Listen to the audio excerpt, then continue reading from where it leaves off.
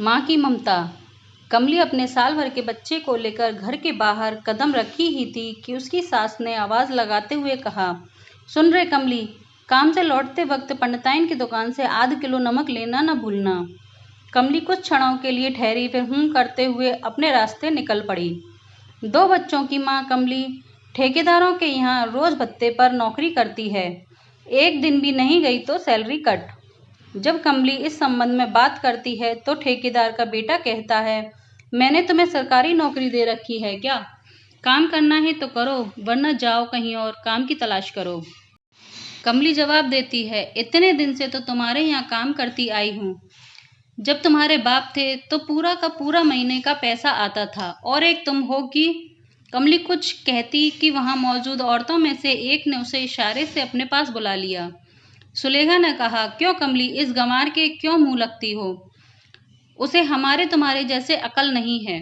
अकल होती तो मरते हुए बाप को बचा नहीं लेता। चंद पैसों की खातिर अपने बाप को मार डाला। कमली अंधेरा होने से पहले घर वापस आ गई। आते ही सासू ने पूछा, क्यों री कमली, पंडिताइन की दुकान से नमक लाई कि नहीं? कहीं दिख नहीं रही। कमली झूठ बोली, पंडिताइन की दुकान बंद थी। किसी ने हमें बताया कि वह अपने नैहर चली गई है। सास ने कहा, आज बिना नमक के ही साग बनाना पड़ेगा।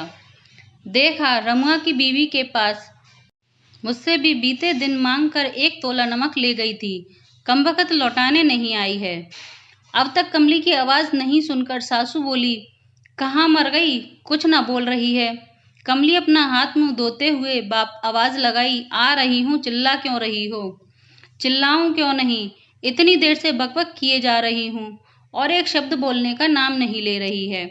कमली अपना पैर पटकते हुए आई और सास के पास आकर खड़ी हो गई। खड़ी ही रहेगी, जा रमुआ की बीवी के पास 1 तोला नमक लेती आ, जल्दी जा, अंधेरा होने वाला है। जंगली जानवरों का आना शुरू हो जाएगा, सबके दरवाजे बंद हो जाएंगे। और हाँ, देखना कल मुँह पीकर नशे में कहाँ पड़ा हुआ है, खोज खबर करती आना। जंगल से कुछ ही दूरी पर एक छोटी बस्ती है जो धीरे धीरे एक छोटे गांव में विकसित हो गई, पर एक दूसरे की झोपड़ी अभी भी कुछ दूरी पर बनी हुई हैं। कभी कभार उस गांव में बाघ, चीता और अन्य जंगली जानवर रास्ता भटककर गांव की तरफ आ जाते हैं और लोगों और पालतू जानवरों पर हमला कर देते हैं। इसी हमले में कमली के ससुर गए थे। समय पर इलाज की व्यवस्था नहीं हो पाई, जिसके कारण धीरे धीरे मौत के मुंह में चले गए थे। इस गांव से शहर 5 मील दूरी पर है। जंगल के रास्ते गुजरना पड़ता है। जिसके पास गाड़ी है वह महीने 2 महीने में एक बार शहर जाते हैं। ऐसे भला कौन शहर जाने के लिए इतना जोखिम उठाए? ये लोग कई वर्ष पहले औरंगजेब के डर से यहाँ भागकर चले आए थे। तब से यहीं इन लोगों का बसेरा हो गया। इस तरह के छोटे छोटे 8-10 गांव होंगे जो जंगल के पास ही हैं। इस गांव की आबादी लोगों के बढ़ने से पहले ही जानवरों के शिकार हो जाते हैं, क्योंकि शहद और मछली की तलाश में अपने गांव से दूर चले जाते हैं। कुछ रास्ता भटक जाते हैं तो कुछ शेरों के शिकार बन जाते हैं। बच भी जाते हैं तो किसी काम के नहीं रहते। कमली 1 तोला नमक लेकर अपने पति राम स्वरूप को खोजने निकल पड़ी। जानवरों के आने के खतरे का डर लग रहा था। सभी जगह राम स्वरूप को खोज लिया पर कहीं नहीं दिखाई दिया। कमली ने सोचा, जिंदा रहा तो आ ही जाएगा, नहीं तो। दरवाजा खोलकर कमली अंदर गई। दोनों बेटों के साथ उसकी सास सो रही थी। सामने खटिया पर सुबह की सूखी रोटी पड़ी हुई थी। उसने सोचा वही खाकर अपनी भूख मिटा लिया होगा।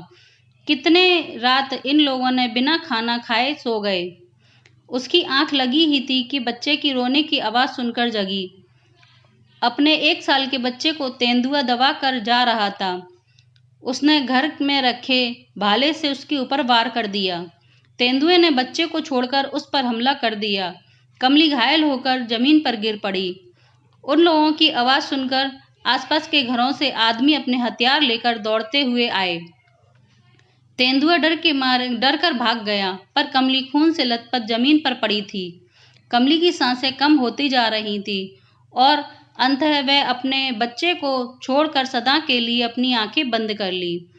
उसका पति रामस्वरूप अब भी नशे में धुत अपनी पत्नी कमली को एक बार देखा और खटिया पर लुढ़क गया।